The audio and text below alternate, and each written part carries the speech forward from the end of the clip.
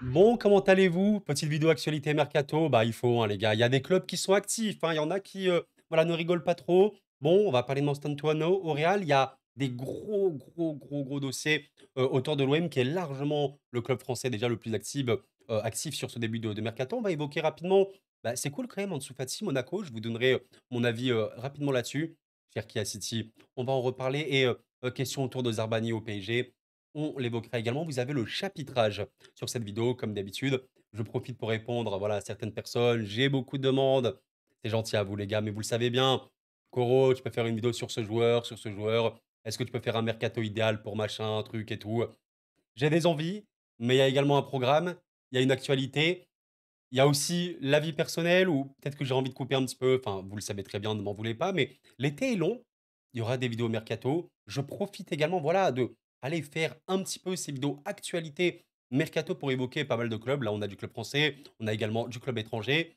C'est cool, les gars, j'espère que vous apprécierez. Comme d'habitude, merci pour votre soutien. N'hésitez pas à liker la vidéo, ça m'aide énormément. Vous les retrouverez également en podcast. Vous écoutez ça à côté, sans aucun problème. J'aurais pu encore parler de l'équipe de France, Mbappé, tout machin. On fait une petite pause, OK, de toute façon, on en reparlera ce dimanche avec le France-Allemagne. Et voilà, avec la coupe du monde des clubs en plus qui arrive bientôt, c'est chaud. Le mercato est très long, les gars, n'oubliez pas, tout peut se passer. On commence par quoi? Allez, n'hésitez pas à choisir. Dites-moi, derrière votre écran, on commence par qui? On commence par quoi? Ben, vous savez quoi? On va commencer rapidement par ce sujet-là parce que il est clos, il est fini. Encore une fois, vous avez le chapitrage dans la vidéo. Parlons rapidement de Franco Mastantuono qui, effectivement, et j'ai vu vos commentaires hein, sous ma dernière vidéo, parce que oui, j'ai fait une vidéo sur lui rapidement quand, en fait, le dossier était plutôt, on va dire, sur le PSG, Mastantuono, PSG et tout, mais le Real alors, est intervenu et de manière assez voilà, forte et puissante. Et apparemment, le joueur Mastantuono rêve du Real Madrid. Dans ce cas-là, effectivement, on se dirigeait vers une direction. J'ai vraiment vu vos commentaires, les gars. Il y a pas de problème. Je sais que certains, bon, voilà, étaient en mode allez, qu'il aille au Real et tout. C'est aussi le jeu, les gars. C'est aussi le jeu du mercato. C'est aussi le jeu des envies des joueurs.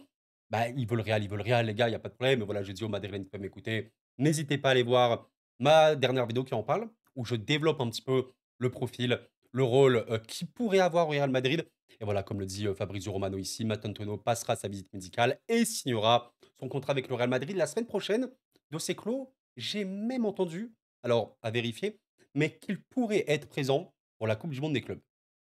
Et ça, j'avoue, ça, ce serait très intéressant. On va faire une petite, parenthèse sur ça. Parce que voilà, je vous avoue que moi je suis forcément le Real Madrid. On a beaucoup parlé sur cette chaîne avec le Barça dans le foot espagnol. Et moi, ma question, que j'évoquais à chaque fois que j'évoque le Real ces derniers temps, c'est à quel point le Real Madrid peut monter en gamme, hausser son niveau pour aller, voilà, produire un football de très haut niveau, un peu comme le Barça de cette saison. Je suis très curieux et voilà, on a 3 matchs déjà, de matchs de poule. Je pense quand même que le Real passera ce match de poule et ce 18 juin, nous avons, le tout premier match face à Al Hilal, donc club saoudien, hein, vous connaissez probablement le meilleur, club saoudien. À quel point Mastantuono pourra jouer ce match-là? Je pense que ça peut se faire très vite en vérité. Allez, moi je trouve ça intéressant, mais en tout cas voilà, pour, synthétiser rapidement, c'est un talent absolument immense. Pour vous dire, il a 17 ans, quelques semaines, je crois, en moins que Lamine Yamal. Il est un tout petit peu plus jeune que lui. Joueur créatif, explosif, dribble, technique, puis foot. Ouais, il a à peu près tout pour le très haut niveau. Et ce qui est super intéressant, c'est que c'est un joueur offensif qui fait les efforts, qui presse, qui contre-presse. Ouais, pour Xabi Alonso, ce genre de joueur, c'est une pépite. Alors voilà, il y a les questions Arda, Hendrick, alors on m'a évoqué qu'Hendrick pourrait être en prêt. C'est un gros micmac ce qui peut se passer, mais il faut peut-être liquider un peu d'offensif. Je suis très curieux vis-à-vis d'Arda parce qu'Arda, pour moi, c'est un talent, c'est un magnifique diamant du football. À suivre les gars, mais ouais, Mastantuono au Real, c'est une recrue de très haut niveau. Il faut espérer que le joueur joue. Voilà. Dossier clos sur Mastantuono. Je pense pas qu'on va le révoquer, à part voilà, quand on en reparlera de lui sur le terrain. Mais voilà, amis madrilène, ouais, estimez-vous heureux parce que c'est clairement un immense talent. C'est probablement dans la génération 2007. Ben ouais, le meilleur joueur avec, bon, Lamine Yamal évidemment, Lamine Yamal qui aura déjà prouvé au plus haut niveau, vous le savez bien, mais au niveau du potentiel, ce mec-là peut aller, très loin. On n'est pas là pour comparer évidemment les joueurs. Bravo à vous les gars. On va passer au prochain dossier et on va passer également assez rapidement là-dessus parce qu'il n'y a pas eu des milliards, d'updates, mais cette information de Fabrizio Romano encore une fois qui est assez intéressante parce que, Cherki, c'est vraiment un grand sujet. On en parle, sur cette chaîne, bon, depuis longtemps, mais au-delà de cette chaîne, ça fait depuis des saisons même qu'on évoque, ouais, le potentiel de Cherki. Est-ce que c'est juste un joueur un peu fantaisiste ou est-ce qu'il peut jouer au plus haut niveau? Bon, là, on est sur quelque chose de très très fort parce que voilà, Ryan Cherki est pressé de devenir un joueur de City. Apparemment, il ne veut que ça, selon Fabrizio. Et il veut faire la Coupe du Monde des clubs. Et là, je suis ultra méga hype, mais sincèrement, les gars. Parce que la Coupe du Monde des clubs, c'est une fois tous les 4 ans. Maintenant, on l'a capté. Des joueurs qu'on va découvrir, il y en aura. Si on peut découvrir aux yeux du monde Ryan Cherki, c'est vraiment cool, évidemment, ceux qui suivent la Ligue 1 le connaissent, mais c'est un talent formidable. Vous vous souvenez notamment de son entrée avec l'équipe de France, où il est vraiment de très très haut niveau, mais il a fait une saison extrêmement complète avec l'OL. Voilà, millionnaire, si vous m'écoutez, bon, c'est une perte. J'espère que vous en tirez un certain chèque. Bon, il est à la fin de son contrat, donc malheureusement, on ne peut pas monter sur des prix aberrants, mais c'est vrai que si on doit lui fixer un prix proportionnel à son talent, il est immense, quoi. Il y a débat pour dire si c'est pas lui le meilleur joueur créatif d'Europe actuellement, c'est pour vous dire. Il y a des débats, d'ailleurs, la data le montre bien. Si on combine les stats de passe, les passes dangereuses, les dribbles, et on va dire la percussion, balle au pied notamment, si on combine ces 3 stats dans tout leur ensemble, ben, il est premier. Donc c'est pour vous dire à quel point, il est fort. Donc il manque plus qu'en vrai le volume athlétique global, voilà, beaucoup plus de courses. En vrai, il le fait, hein, quand même à Lyon, mais beaucoup, beaucoup plus encore, voilà, pas de proportion extrême ou quoi, mais il peut devenir un joueur, de classe mondiale dans le sens total. Là, c'est actuellement le joueur créatif de classe mondiale par excellence. Ouais, je suis un peu triste qu'il quitte la Ligue 1, je mens pas, mais purée, à City, tu vois, objectivement, tu te dis: «Oh là là là là, oh, à City, avec Pep Guardiola, s'il vous plaît, purée, qu'est-ce que j'espère qu'il joue ce mec». Je suis tellement fan du joueur, si vous savez, tellement fan de lui. Ryan, écris ton histoire, voilà. Bravo, bon, en tout cas, City qui va faire, ceci, hein, énorme joueur. Qu'il s'épanouisse. Qu'il s'épanouisse sincèrement. Bon, on va parler de l'OM et honnêtement, j'aurais limite pu en faire une vidéo de séparée parce qu'il y a beaucoup, beaucoup d'activités, selon, des rumeurs, mais en tout cas des médias et des sources très, très fiables. Je pense notamment à Santi, Fabrice Hawkins et cetera.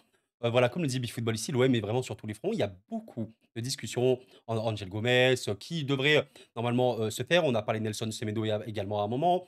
Aguerd, le Marocain défenseur, vous connaissez probablement. Ablin, attaquant du FC Nantes, qui est, vraiment fort, fort potentiel et celui qui m'intéresse aujourd'hui, celui dont on va parler, Medina Facundo. Alors je pense que, vous connaissez si vous suivez, la Ligue 1 d'ailleurs, voilà, apparemment l'information de l'équipe, je n'ai pas le journaliste en question, mais Medina, il a échangé à plusieurs reprises avec De Zerbi et Balerdi et il donnerait, sa préférence à l'OM malgré les approches du Bayer Leverkusen. Et en vrai, il faut savoir un truc, c'est que parmi toutes les rumeurs, voilà, qui ont été liées à l'OM, c'est clairement la piste qui m'intéresse le plus, pour eux. Il y avait, Paixão et Noah Lang. Alors Lang, possible, peut-être que le prix l'a un peu énervé, comme voilà, certains Marseillais m'ont dit sur, ma dernière vidéo actualité, quand j'évoquais, certains m'ont dit: «Il y a des prix qui sont trop chers» et l'OM, bien sûr, n'a pas un budget limité comme, voilà, des clubs qui ont vraiment des budgets, pour le coup, quasi limités, vous le savez, pertinemment. Mais, je vais vous dire quelque chose, pour moi, si un joueur, parmi les pistes évoquées à l'OM mérite une somme plus ou moins importante, c'est Medina. Alors, il est, valorisé à 25 millions. Alors d'ailleurs, vous savez quoi? Je suis même parti voir sur Transfermarkt et c'est sa cote. Valeur marchande de Medina, elle est à 25 millions, ni plus, ni moins. Il a eu une courbe, voilà, progression, hein, bonne progression. Il a fait une saison, très qualitative honnêtement avec le RC Lens. Je salue également les Lensois de ma chaîne, hein, je sais qu'ils sont nombreux et voilà, qui voient un peu tous leurs joueurs, partir, mais en même temps Lens a eu, de sacrés joueurs. Je me rappelle un peu d'Openda qui a quitté pour un beau chèque. Bah, même cette saison, en début de saison, Koussanov, défenseur, ouzbek, vous connaissez, 50 millions je crois. Peut-être 50, 60 millions pour Manchester City. Donc ouais, Lens a vendu et a même bien vendu. Et là, je sais, avant même de parler de joueurs, les gars, peut-être que si, parce que je sais que j'avais dit ça dans ma dernière vidéo, j'aimerais bien vous faire un focus détaillé sur un joueur des pistes de l'OM, parce qu'il y a vraiment des pistes intéressantes. Mais si lui signe à l'OM, je pense que je vous ferai vraiment une vidéo analyse détaillée sur lui. Là, je vais vous en parler un peu en vrac. Mais la question que vous posez probablement maintenant, c'est Coro, est-ce qu'il vaut les 25 millions d'euros? Alors, encore une fois, c'est compliqué parce que j'essaie de me calquer vis-à-vis de la puissance financière de l'OM et par rapport au fait aussi que l'OM veut faire un mercato conséquent. Qui dit mercato conséquent dit ne pas claquer de l'argent, par-ci par-là, partout.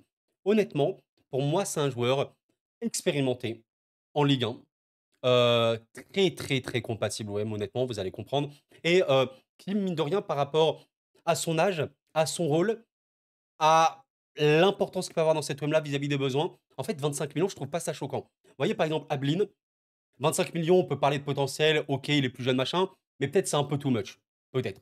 Par contre, lui, alors je te parle pas, peut-être que 25 millions, un autre club le met, mais par rapport à l'OM et aux besoins. Par contre, lui, vis-à-vis des besoins, 25 millions, je peux vraiment comprendre. Après, c'est un choix. Je pense que 20, ça arrangerait tout le monde. En vrai, vraiment, si l'OM peut le prendre à 20, c'est parfait. 15, ça semble un peu utopique. Encore une fois, vraiment, le gars, j'étais en train de regarder, hein, il a une cote de 25 millions. Pour moi, c'est sa valeur marchande, ni plus ni moins, vraiment. Donc, ouais, il faut aussi dire les choses comme ça. En fait, pourquoi, l'OM a vraiment tout intérêt à l'acheter? Et je pense que, ouais, il y a une direction de l'OM qui travaille, logiquement. Les besoins sont évidemment compris, hein. Ce sont, des professionnels. J'ai vu notamment cette stat, de Tatafoot, hein, que vous connaissez, probablement sur, Twitter. Les défenseurs centraux avec le meilleur taux de réussite dans les duels défensifs au sol en Ligue 1 depuis le début de saison. Medina était trop avec Balerzi que vous voyez, ici, côté OM. Même si, ce n'est pas un défenseur que je dirais, purement simplement de duel. Alors que Balerdi peut être excellent, vraiment excellent au duel. Lui, il est un peu retombé. Par contre, comme le dit très, très bien Datascout ici, Facundo, pardon, Medina à l'OM avec Balerdi, c'est logique. Pourquoi? Parce que les 2 se complètent vraiment parfaitement. Il a fait un très bon graphique qui le montre, un bon relanceur, agressif, doté d'un gros moteur, c'est-à-dire physiquement, athlétiquement. Il est, vraiment excellent, donc il coche toutes les cases pour, De Zerbi. Et en fait, le joueur, quand vous le calquez vis-à-vis de Balerdi, vous remarquez un truc, Balerdi, il joue plus de duels, il remporte plus de duels, il est très bon au duel, on l'a vu. D'ailleurs, il est également très, très bon de la passe, Balerdi, il y a pas de problème là-dessus. Mais regardez un petit peu la qualité de passe de Medina, ce qui est, je pense, son plus gros point fort avec, son volume athlétique, les passes progressives, où il est vraiment dans le top, hein, européen. Les courses progressives, il sait percuter. La distance, en fait, c'est ça qui est intéressant, distance parcourue en kilomètres, la distance à haute intensité, les courses à haute intensité, il sait vraiment mettre du jeu. Et je me souviens notamment de la saison de Lens, les Lensois le savent très, très bien, où, Lens fait, 2e de Ligue 1, vous vous souvenez? Medina est vraiment très, très, très bon. Il a un volume de jeu, même au pressing, à la contre-pression, qui est vraiment excellent. Donc, ouais, le joueur est, une piste idéale, en fait. J'allais même pas dire que pour l'OM, même pour un club comme Lyon. Lyon, il serait vraiment super bien à Lyon, je pense. À Monaco, il ferait pas tâche. Enfin, tu vois, vraiment l'idée, c'est, j'insiste là-dessus. D'ailleurs, sa data l'illustre parfaitement. Regardez, au niveau de la passe, c'est pas celui qui a le volume de passe le plus important. Passe moyenne, passe longue, c'est pas le plus élevé. Mais par contre, regardez en bas comment c'est vert. L'expected assist, 99 centiles, il est dans le top, top, top 1% européen. Les passes progressives passent dans la surface de réparation adverse parce que ces passes sont dangereuses. Ces passes contribuent au jeu. C'est ça qui est vraiment intéressant. C'est un joueur qui est catégorisé comme aussi défenseur central. OK. Position secondaire arrière gauche. Et en fait, c'est ça qui est, intéressant, c'est quand vous regardez le joueur globalement, il peut jouer dans une défense à 3. On sait que De Zerbi risque aussi de se diriger vers quelque chose comme ça à l'avenir, on ne sait pas. On sait que beaucoup, beaucoup d'équipes jouent dans ce système-là à 3 défenseurs. Mais au-delà de ça, même s'il joue dans une défense à 2, il sera le défenseur de, l'axe gauche. Il peut monter également. Donc c'est, il est dans cette idée de polyvalence, joueur complet, complémentaire par rapport à Balerdi. Et voilà les gars, je pense que je vais pas développer non plus des masses parce que si j'en fais une vidéo, je vous développerai, vraiment les tout. Il a, par rapport à la passe, des grosses qualités. Voilà, il y a beaucoup, beaucoup, de types de passes différentes. Contribution au tir au but de son équipe, il est, très, très haut. Ce qui est intéressant, c'est voilà, au niveau de balle au pied, voilà, vraiment là, vous le voyez, les possessions progressives, chevauché dans le dernier tiers du terrain, enfin vraiment pour un défenseur, il y va. Et ça se voit par rapport au volume qu'il met. Il a des faiblesses, le joueur, comme l'a évoqué Data Scout. Au duel aérien, c'est pas le meilleur. Au niveau de la discipline, il a déjà pris des cartons jaunes, beaucoup, beaucoup, beaucoup. Des cartons rouges, c'est une vérité. Au niveau de la finition, ce qui est intéressant, c'est qu'on regarde au niveau des XG, c'est pas si mal. Heu, Même bien en vrai. Il a plutôt pas mal d'XG, donc il a pas mal de situations de marquer des buts. Par contre, vous voyez ici, cette stat, les buts moins les XG, c'est la finition. Il est dans le rouge complet, donc il a pas une bonne finition, mais s'il améliore ça, il peut être très bon. Donc ouais, la piste, elle est, pour moi très pertinente, vraiment. Pour, l'OM, je peux comprendre 25 millions, ça fait peut-être un peu beaucoup, mais c'est sa valeur. Je pense que 20, ce serait idéal et voilà, on en reparlera probablement s'il signe, mais ouais, je pense que, ça peut changer la dynamique marseillaise par rapport au fait, vous avez vu, hein, c'est un OM aussi qui peuvent être très, très exposé en cas de contre-attaque, notamment les espaces, la profondeur. Balerdi, c'était un peu le taulier sur ça. Lui, vu qu'il a un volume athlétique énorme, même en cas de contre, il peut faire la course pour revenir très, très vite, très, très fort et il peut apporter tout ce qui est offensivement. Par la course, par la passe, même sur les corners pour marquer, il peut vraiment le faire avec un peu plus de finition. La recrue est, pour l'instant, sur tout ce qu'il y a à l'OM, ce niveau rumeur, celle qui est pour moi la plus pertinente, avec probablement, Noah Lang, ou Paixão évidemment. Je ne sais pas si ça peut se faire, ça me paraît pour le coup assez cher parce que eux peuvent avoir une valeur marchande plus élevée. 30, 35, même 40, là pour le coup c'est vraiment important. Mais lui, ouais, l'OM doit vraiment foncer dessus. En tout cas, voilà, les Marseillais, qui peuvent m'écouter, n'hésitez pas à me dire, qu'est-ce que vous en pensez, de ce joueur-là? Est-ce qu'il vous hype ou non? Mais, ça peut changer la dynamique, de votre équipe pour la saison prochaine, sans nul doute. Alors, on va passer assez rapidement, évidemment, sur cette, rumeur parce que Monaco, mine de rien, voilà, on n'en a pas encore parlé, mais ils ont déjà fait une recrue. Eric, d'ailleurs, de mémoire, défenseur qui était au Bayern Munich, qui pour le coup est pour moi intéressant. Alors maintenant, il y a une rumeur, j'allais dire un peu, fantaisiste. Pourquoi? Parce que, voilà, bon, apparemment, l'AS Monaco et Barcelone sont de retour en négociation avancée pour Ansu Fati. Il y a eu des problèmes apparemment, le week-end dernier. On serait sur un prix avec une option d'achat de 12 millions et avec une clause, énorme clause, voilà, de revue, de revente, potentielle. Alors en fait, ce qui est très particulier avec ceci, c'est que, comment vous dire? Je vais essayer de bien, définir ma réflexion. Est-ce que Monaco a besoin de joueurs offensifs? En fait, ça me paraît tellement être le vrai point fort de Monaco, même on l'a vu cette saison avec, Minamino, Biéret qui est arrivé, Akliouche évidemment, il y a Ben Seguir, il y a j'ai dit Embolo, il y avait même Balogun qui est revenu, je pense que j'en ai oublié, Golovin, voilà, s'il est pas blessé, enfin, il y a des joueurs offensifs et Ansu Fati, ce qui est particulier, bah, c'est un joueur qui a un peu disparu, factuellement. Alors je suis pas là pour en train d'enterrer, le joueur machin ou quoi, il reste quand même jeune, il faut quand même le dire. Voilà, le joueur, il a 22 ans, mais bon, à une époque, il avait une valeur marchande à 17 ans de 80 millions. Il était un des plus grands espoirs du football mondial. On en parlait, allez, le nouveau Messi. Voilà, pour ça, il faut pas parler trop vite parce que les blessures peut-être, peut-être que c'était juste un coup d'éclat. Il y a eu plein de trucs comme ça. Je me rappelle notamment de Paco Alcacer à l'ancienne, pour ceux qui s'en souviennent. Bon, ouais, aujourd'hui, il a une valeur de 5 millions. Il joue plus vraiment au Barça. Il est passé en première ligue rapidement, mais ça n'a rien donné. Donc, allez, peut-être que le joueur, tu peux le relancer. Il peut être immense. Alors, c'était surtout un joueur de mémoire qui était bon au niveau de la frappe, des grosses frappes, pas mal de buts, notamment au début de sa carrière. Ok, enfin, pas mal de buts. En tout cas, je sentais qu'il pouvait avoir vraiment une dangerosité au niveau de sa frappe. Il pouvait marquer des buts. Mais je me pose des questions quant à la pertinence de la recrue. Est-ce que Monaco ne devrait peut-être pas s'occuper un peu plus de son entrejeu? Ils ont des très bons joueurs, il y a pas de problème, notamment Zakaria. La défense, je sais pas, un gardien? Je sais pas. Vous me dites, mais je suis emballé sur le papier parce que ça reste Ansu Fati qui peut être relancé, mais je suis un peu mitigé quant à la forme du joueur et à la pertinence de cette recrue. Parce que oui, ce qui est important, c'est de faire un mercato vis-à-vis des besoins de l'équipe. Bon, après tu me diras, Eric d'ailleurs, il est déjà venu, ça peut être pertinent, OK. Ansu Fati, à voir pour l'instant. Et terminons rapidement par, le PSG où j'ai également fait une vidéo, les gars, ça vous intéresse, vous êtes supporter parisien ou juste vous intéressez aux joueurs, il y a Zarbani, vidéo, disponible sur la chaîne, quasiment une demi-heure, je crois.